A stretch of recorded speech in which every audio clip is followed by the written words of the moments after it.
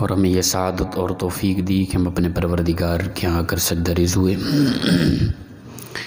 اللہ تعالیٰ ارشاد فرماتا ہے وَلَا تَأْكُلُوا أَمْوَالَكُمْ بَيْنَكُمْ بِالْبَاطِلِ، نہ کھاؤ تم آپس کے مال باطل طریقہ سے۔ ہر وہ طریقہ جو ناجائز ہے اسے باطل کہا گیا ہے اسلام کے اندر۔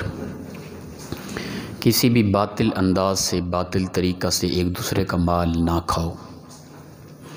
حدیث مبارکہ کے اندر آتا ہے اللہ کے نبی صلی اللہ تعالیٰ علیہ وآلہ وسلم فرماتے ہیں کہ ابن آدم کا جو برتن بھرنے کا سب سے بدترین برتن ہے نا، وہ انسان کا پیٹ ہے، جو انسان بھرتا ہے اسے۔ پیٹ بھر کے کھانا کھانا شریعت نے منع کیا اسے۔ سب سے برا برتن فرمایا یہ پیٹ ہے، جب انسان اسے بھرتا ہے تو انسان اللہ کی عبادت سے غافل ہو جاتا ہے۔ انسان کے اندر نور ایمان کم ہو جاتا ہے جب انسان اپنے پیٹ کو بھرتا ہے۔ اللہ کی عبادت سے غافل ہوتا ہے، نماز سے، قرآن سے غافل ہو جاتا ہے جب انسان اپنا پیٹ بھرتا ہے۔ یہ حرام کے لقمے کے حوالے سے نہیں بات ہو رہی، مطلقاً بات ہو رہی ہے۔ انسان مطلقاً اپنا پیٹ بھرے تو یہ حال ہے، لیکن حرام کا لقمہ ایک ذرہ بھی پیٹ کے اندر حرام کا ہوگا، اللہ کے نبی فرماتے ہیں اس کی ہر دعا کو رد کر دیا جاتا ہے۔ دعا قبول نہیں ہوتی جس کے پیٹ کے اندر حرام کا لقمہ ہوتا ہے۔ اس حوالے سے ہم دیکھیں کہ ہماری زیادہ تر یہی کوشش ہوتی ہے کہ بس کچھ جمع کر لیں، اچھی خاصی معاشی حوالے سے ہم بہتر سے بہتر ہو جائیں، وہ جس حوالے سے بھی آتا ہے۔ حضرت عمر بن عبدالعزیز رضی اللہ تعالیٰ عنہ، آپ نے اپنی خلافت کے دور میں آپ کو پتہ چلا کہ کچھ علاقوں میں ارد گرد جن کو ایک عہدہ دیا ہوا تھا، کچھ عہدے داران لوگ ایسے ہیں کہ جو کھانے پینے کا خاص اہتمام کرتے ہیں، اپنا حکومتی خزانے سے جو ان کے پاس جمع ہوتا ہے اس میں سے اپنے کھانے کے لیے خاص اہتمام کرتے ہیں، اچھے خاصے کھانے کھاتے ہیں۔ عہدے دار جو ہیں نا، عوام الناس جس طرح چل رہی ہے، جس طرح کا ماحول ہے، ان کو کوئی خبر نہیں ہے۔ خود اپنے کھانے اچھے ہم اپنی ایوانوں میں دیکھ لیں، ٹھیک ہے نا، کتنا خرچہ ہے روزانہ کا، اور کروڑوں کی تعداد میں لوگ بھوکے ننگے اور بیماری میں مبتلا لوگ تڑپ رہے ہیں۔ تو عمر بن عبدالعزیز نے میٹنگ بلائی، سب کو جمع کیا، جتنا بھی عہدے داران تھے۔ تو آپ نے حکم دیا کہ کرنا یہ ہے کہ جب میٹنگ شروع ہو جائے نا، جب میں کہوں تو پہلے انہوں نے کھانے کا ایک اہتمام کیا، صرف چنے تھے، چھولے تھے، ان کو ابال دیا، بھئی شروع میں یہ لے کے آنے جب میں کہوں، یہ جب کھا لیں سب، اس کے بعد خاص کھانے لے کے آنے۔ بڑا اہتمام کیا کھانوں کا۔ جب وہ تمام عہدے داران آ گئے، میٹنگ لمبی کر دیا آپ نے، بھوک سے وہ حال سے بے حال ہو گئے۔ جب دیکھا کہ ان کے اخیر ہو گئی ہے، اب اشارہ کیا کہ لے آؤ، وہ چنے چھولے ابلے ہوئے وہ لے کے ان کے سامنے رکھ دیے۔ بھوک کی وجہ سے انہوں نے کھائے اور انہیں حد سے زیادہ کھائے، پیٹ بھر گیا۔ اب اشارہ کیا کہ کھانے لے کے آؤ، مختلف ڈشز وغیرہ کھانے بہت زیادہ سامنے رکھ گئے۔ انہوں نے کہا حضرت ہمیں تو طلب نہیں رہ گئی، اب ہمیں تو کافی ہو گیا ہے، ہمیں تو ایک لقمے کی بھی طلب نہیں رہی۔ آپ نے فرمایا اگر چنے چھولے ابلے ہوئے سے تمہارا پیٹ بھر سکتا ہے تو پھر کیوں لوگوں کا حق کھاتے ہو، کیوں اچھے خاصے کھانے کھاتے ہو؟ اب وہ اچھے خاصے کھانے تمہارے سامنے پڑے ہیں، ان چنوں کے ذریعے تمہارا پیٹ بھر گیا ہے۔ تو عہدے کے حوالے سے پھر ان کو عقل آئی، تو پیٹ تو سادگی سے بھی بھرا جاتا ہوتا ہے، نہ کہ یہ خاص اہتمام کر کے لوگوں کا حق مار کے عہدے کی وجہ سے ہم سب کچھ کھا جائیں۔ یاد رکھیں عہدے پر جب کوئی انسان ہے نا، اس سے کسی سے تحفہ لینا بھی جائز نہیں ہے، حرام ہے تحفہ لینا۔ کوئی بندہ اپنے عہدے پہ مین کرسی پہ بیٹھا ہے، کوئی پولیس افیسر میں سے ہے، کوئی بھی بڑا آدمی سیاسی حوالے سے، یا اپنے عہدے پر بیٹھے ہوئے کوئی باہر کا آدمی آ کے اسے تحفہ دے رہا ہے، یہ اس کے لیے حرام ہے، تحفہ بھی نہیں لے سکتا وہ۔ کیوں؟ اس لیے اپنے عہدے کی بنا پر وہ تحفہ لے رہا ہے، وہ جو دینے والا ہے اس کے عہدے کی وجہ سے دے رہا ہے، نہ کہ اس کا کوئی اور معاملہ ہے۔ اسے بھی رشوت میں شمار کیا جاتا ہے اسلام کے اندر، یاد رکھیں۔ ہمارے یہاں ہوتا نہیں جی تحفہ دیا جا رہا ہے، ہدیے کی محبت کا اظہار کیا جا رہا ہے، یا محبت نہیں، یہ بھی دراصل رشوت ہے۔ جو تحفہ دے رہا ہے اس کی نیت کیا ہے؟ تحفہ دوں گا، اس کی محبت میری طرف، یہ اپنا رجوع کرے گا، میری طرف متوجہ رہے گا، بات بنی رہے گی۔ تو یہ رشوت ہے. کوئی بھی عہدے دار اپنے عہدے پر بیٹھ کے کسی بھی سے بھی کوئی تحفہ لے رہا ہے، یہ حرام ہے. حضرت فاروق اعظم کے دور میں ایک آدمی عہدہ دے کر کسی علاقے میں بھیجا، جا کر وہ جب وہاں پہنچا تو زکوٰۃ کا سارا مال جمع کر کے وہ لے کے آیا، حکومتی خزانے میں جمع کرنا تھا. آپ نے دیکھا کہ کچھ سامان اس نے الگ ہاتھ میں پکڑا ہوا ہے. فرمایا یہ کس چیز کا سامان ہے؟ انہوں نے کہا حضرت یہ لوگوں نے مجھے تحفے تحائف دیے ہیں. آپ نے وہ بھی لے کر حکومتی خزانے میں جمع کرا دیا. فرمایا یہ کوئی تیرے باپ کا مال نہیں ہے کہ تو عہدے کی وجہ سے تجھے جو تحفے دیے گئے وہ تحفہ تیرے لیے شرعی طور پر حرام تھا. انہوں نے کس لیے تجھے تحفہ دیا تھا؟ عہدہ تھا نا تیرا ایک، وہاں پہ تو گیا تو بڑا آدمی تھا نا، اس لیے تمہیں انہوں نے تحفے دیے.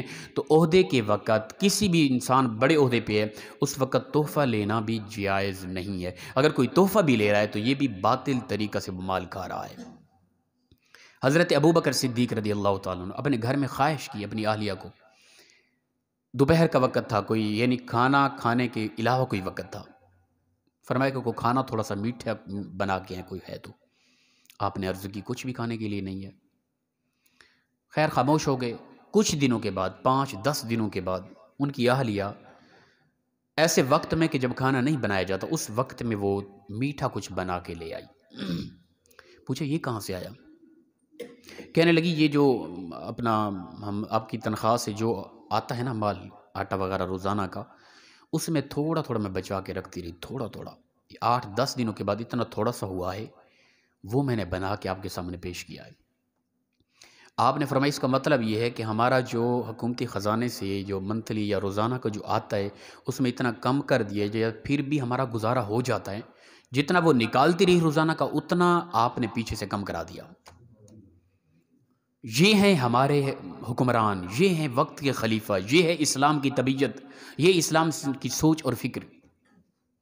ہم دیکھیں ہمارے ہاں ذخیرہ اندوزی بہت کچھ. فاروق اعظم اپنا حضرت ابوبکر صدیق کی آخری لمحات ہیں زندگی کے.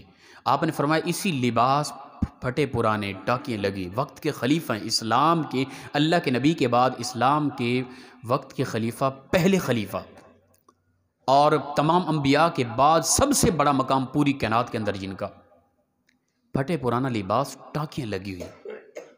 فرمایا کہ ایسا کرنا ہے کہ اسی لباس میں ہی مجھے دفن کرنا ہے، یہی کفن ہے بس. کہا گیا حضرت آپ کے لیے کوئی اچھا خاصا کوئی نیا کفن لے لیں گے، آپ یہ کس طرح حکم دے رہے ہیں؟ آپ نے فرمایا نہیں. فرمایا کہ اگر اللہ تعالیٰ نے کرم فرما دیا مرنے کے بعد تو جنت کے ایسے خوبصورت لباس پہنائے جائیں گے جو انسان کے تصورات سے بھی ماورا ہیں. اگر ایسا نہ ہوا تو پھر یہ اچھے خاصے لباس کیا پھر انسان کی چمڑی بھی ادھوڑ دی جائے گی. فرمایا کہ جو مجھے اچھے خاصے پہنانے ہیں وہ زندہ لوگ، غریب لوگ میرے وفات کے بعد میرے پہننے کے بنسبت کروڑ گنا زیادہ وہ حقدار ہیں ان غریبوں کو پہنانے ہیں. ہم اپنی زندگی کو دیکھیں نا، ہم بڑے موحد میں اکثر یہ بات کرتا ہوں، ہم موازنہ کفر سے کرتے ہیں، فلاں کافر، فلاں مسیح، فلاں مشرک، میں مومن. یہی موازنہ صحابہ سے کر دیں، ابو بکر، عمر، عثمان و علی رضی اللہ تعالیٰ عنہ اجمعین اور میں، پتہ چل جائے گا کتنا بڑا مومن ہوں میں، موحد ہوں. ہماری زندگی اسلام کے حوالے سے صحابہ کی بنسبت بالکل زیرو ہے. یاد رکھیں ہم اپنے کھانے پینے کا ماحول دیکھ لیں، لباس کا ماحول دیکھ لیں، قریبی ہمسایوں سے تعلق کا ماحول دیکھ لیں، ہم اسلام کے حوالے سے، نماز کے حوالے سے، زکوٰۃ کے حوالے سے، حسن اخلاق کسی حوالے سے بھی دیکھ لیں، پھر صحابہ کا موازنہ کر کے دیکھیں، پتہ چل جائے گا. میں کہتا ہوں پھر یہ تو واضح ہے نا، ایک طرف مشرک ہے، کافر ہے، بدعتی ہے، جہنمی ہے، ایک طرف میں ہوں، میں تو بہترین مومن ہوں، جنتی ہوں پکا. پھر تو جب میں اپنا موازنہ کفر سے کروں گا، جب میں اپنا موازنہ مشرک سے کروں گا، جب میں اپنا موازنہ مسیح سے کروں گا، میں تو پکا جنتی ہوں. پھر تو ایک ذرہ بھی گنجائش نہیں کہ میں جہنمی ہوں. لیکن جب میں اپنا موازنہ ابو بکر، عمر، عثمان و علی سے کروں گا تب پتہ چلے گا. تب مومن تو دور کی بات، پھر ہم ڈھونڈتے پھریں گے کہیں سے ہم انسان بھی لگتے ہیں کہ نہیں. مومن مسلمان بعد کی بات ہے، انسانیت بھی اپنے اندر ڈھونڈتے پھریں گے، کہیں نظر نہیں آئے گی ہمیں. تو اللہ فرماتا ہے کہ آپس کے مال باطل طریقہ سے نہ کھاؤ کبھی بھی. فرمایا وَتُدْلُوا بِهَا إِلَى الْحُكَّامِ، اور اسی طرح تم حکام تک رسائی حاصل نہ کرو کہ تم کوشش کرتو کہ حکام تک تمہاری رسائی ہو، اور پھر لِتَأْكُلُوا فَرِيقًا مِّنْ أَمْوَالِ النَّاسِ بِالْإِثْمِ، تاکہ پھر تم ان کے ذریعے کچھ لوگوں کا مال ظلم کے ساتھ پھر کھاؤ، تم کچھ حصہ لوگوں کا.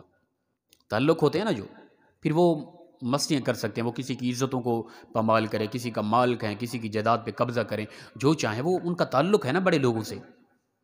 اللہ فرماتا ہے ایسا نہ کرو، یہ تعلق تمہارا ان قریب ٹوٹ جانا ہے۔ جن سے تمہارا تعلق ہے نا، جن کی تعلق کی بنیاد پر تم لوگوں پر ظلم کر رہے ہو، ستم کر رہے ہو، یہی لوگ قیامت کے دن تم سے بری ہوں گے، اور پھر جن پر ظلم کر رہے ہو وہ تم سے اپنا بدلہ لیں گے لازماً۔ یہاں تک آتا ہے رسول اللہ صلی اللہ علیہ وسلم نے فرمایا ایک آدمی بیل کے کندھے پر سوار ہو کے جا رہا تھا، بیل جانور ہے نا، تو جاتے ہوئے بیل نے اس سے گفتگو کی۔ رسول اللہ صلی اللہ علیہ وسلم کا فرمان ہے، بیل نے کہا کہ انسان میں اس مقصد کے لیے نہیں پیدا کیا گیا تھا کہ تو میرے کندھے پہ سواری کر، میں تو کھیتی باڑی کے لیے، ہل چلانے کے لیے پیدا کیا گیا تھا، تو میرے کندھے میں بیٹھ گیا۔ میرا تخلیق کا مقصد یہ نہ تھا، قیامت کے دن میں تم سے یہ بدلہ لوں گا۔ اللہ کے نبی نے فرمایا قیامت کے دن پروردگار اس بیل کو زندہ کرے گا، وہ بندہ جو کندھے پہ بیٹھا تھا۔ اب یہ کوئی ہے مسئلہ؟ بھئی بیل کے کندھے پہ وہ بیٹھ گیا، اس کا ذاتی بیل ہے، وہ جس طرح استعمال کرے، لیکن اس نے مس یوز کیا، جو استعمال کا طریقہ تھا وہ نہ کیا۔ بیل ہل چلانے کے لیے تھا، وہ کندھے پہ بیٹھ گیا۔ اس بیل نے کہا قیامت کے دن میں تم سے یہ بدلہ لوں گا۔ اللہ کے نبی فرماتے ہیں قیامت کے دن اس بیل کو زندہ کیا جائے گا، اور وہ بیل اس انسان سے بدلہ لے گا کہ تم نے اس کا استعمال کس طرح کا کیا تھا۔ یہ حالت ہے حقوق کے حوالے سے، یاد رکھیں۔ میں اور آپ دیکھیں کہ ہم حقوق العباد کے حوالے سے کتنا بہتر آدمی ہیں۔ تو یہ رسائی حاصل کرنا اور کسی تک پہنچنا، پھر ظلم و ستم کرنا، ناانصافیاں کرنا، سود کھانا، خرمست ہو جانا، یہ ایک بڑا عجیب معاملہ ہے۔ قیامت کے دن ہر بندہ جو بڑا سے بڑا آدمی ہے دنیا کا، چھوٹے سے چھوٹے آدمی پر جو ظلم کیا نا، قیامت کے دن وہ اس کے سامنے مجبور ہوگا، لاچار ہوگا، سر جھکائے کانپ رہا ہوگا۔ پھر اللہ تعالیٰ حکم فرمائے گا جی جو ظلم کیا تھا اس کے بدلے نیکیاں، ساری نیکیاں چلی گئی، اب نیکیاں اس کے پاس کم ہیں، ظلم و ستم لوگوں کے ساتھ زیادہ ہے۔ اب کیا بنے گا؟ اب حکم ہوگا کہ جو ان لوگوں کے گناہ ہیں وہ ان کے سپرد کر دیے جائیں۔ بات نہیں بن جائے گی پھر ظلم و ستم کی، پھر یہ نہیں کہ وہ کچھ حالات تھم جائیں گے، رک جائیں گے، انسان کی زندگی ختم ہو جائے گی، نہ، وہ ہم کہیں کہ کروڑ سال، اربوں سال، خربوں سال، یہ بھی غلط ہے۔ وہ تصورات سے بھی وہ زندگی ختم ہونے والی ہے ہی نہیں، وہ چلتے رہنا ہے۔ روایت کے اندر آتا ہے کہ جہنمی جہنم میں تڑپتے ہوئے، جلتے ہوئے، چیختے پکارتے ہوئے آواز دیتے رہیں گے اللہ کی رحمت کو، لیکن اللہ کی رحمت 1000 سال تک وہ چیختے رہیں گے، کوئی ان کی آواز سنی نہیں جائے گی۔ 1000 سال کے بعد جہنم کا فرشتہ ان کی طرف متوجہ ہوگا، پوچھے گا کسی نے آواز دی ہے کیا؟ وہ کہیں گے ہم جل گئے، ہم تڑپ گئے، ہم اللہ کی رحمت کو آواز دے رہے ہیں، 1000 سال بیت گئے، آج تجھے سمجھ آئی؟ وہ کہے گا بتاؤ کیا کہنا ہے؟ ہم تڑپ گئے، ہمیں جہنم سے نکالا جائے، اللہ کی رحمت کو ہم آواز دے رہے ہیں۔ ادھر سے آواز آئے گی جب زندہ تھے تمہیں رب کی رحمت کتنا پکارتی تھی، جب تم زندہ تھے تمہیں ہر لمحہ رب کی رحمت آواز دیتی، اے بندے تو میری طرف آ جا، تیرے رب کی رحمت تجھے معاف کر دے گی، تو اپنی زندگی کو بدلے۔ وہ تھوڑی سی زندگی، مختصر سی زندگی، چند ایک لمحات، اس میں تو خرمست ہو گیا، تو بے وقوف ہو گیا، تو نادان ہو گیا، تو دنیا کی لالچوں میں آ کے تم نے ظلم و ستم کیا، اللہ کے احکام کو بھول گیا۔ آج تیری کوئی نہیں سنی جائے گی، آج اللہ کی رحمت تیری طرف متوجہ اس طرح نہیں ہوگی ہمیشہ کے لیے، جس طرح کہ زندگی میں تو ہمیشہ اللہ کی رحمت سے دور رہا تھا۔ ٹھیک ہے نا؟ یہ حالاتوں نے تو یہ مختصر زندگی ہے، میں کب تک زندہ ہوں، آپ کب تک زندہ ہیں؟ آج ہی ممکن ہے میں یا آپ میں سے کوئی چلا جائے، کوئی ہے طاقت کسی روک نہیں، کوئی نہیں روک سکتا۔ زندگی مختصر سے، اس زندگی میں آنے والے وقت کے لیے کچھ سوچ لیں، کچھ کر لیں۔ تو فرمایا کہ تم لوگ رسائی حاصل کرتے ہو حکام تک تاکہ تم کچھ مال کھاؤ ظلم کے ساتھ، وانتم تعلمون، حالانکہ تم جانتے بھی ہو یہ ظلم ہے، یہ ستم ہے، یہ ناانصافی ہے، یہ ناحق طریقے سے مال کھانا ہے کسی کا، تو اس حوالے سے تم پیٹ بھر رہے ہو۔ یہ پیٹ ان قریب پھٹ جانا ہے، یہ انسان کا جسم بکھر جانا ہے، ہڈیاں خاک آلودہ ہو جانی، ہڈیاں بھی ختم ہو جانی، کچھ نہیں رہنا۔ اس جسم کے لیے کچھ کر رہے ہیں لیکن روحانیت اپنی برباد کر رہے ہیں، حرام کے لقمے سے بچیں۔ اب جتنا بھی بیٹھے ہیں نا، ہم نے دیکھنا ہے کہ میرا مال کس حوالے سے آ رہا ہے، کس انداز سے آ رہا ہے، اس میں کوئی حرام، کوئی رشوت، کوئی کرپشن، کوئی بے ایمانی، کوئی سود وغیرہ تو نہیں ہے۔ اگر ہے تو کیوں ہے؟ کیا اسے میں دور نہیں کر سکتا؟ اگر نہیں کر سکتا تو پھر میں اخروی زندگی کے معاملات کا انتظار کروں۔ اللہ پاک ہم سب کو عمل کی توفیق عطا فرمائے۔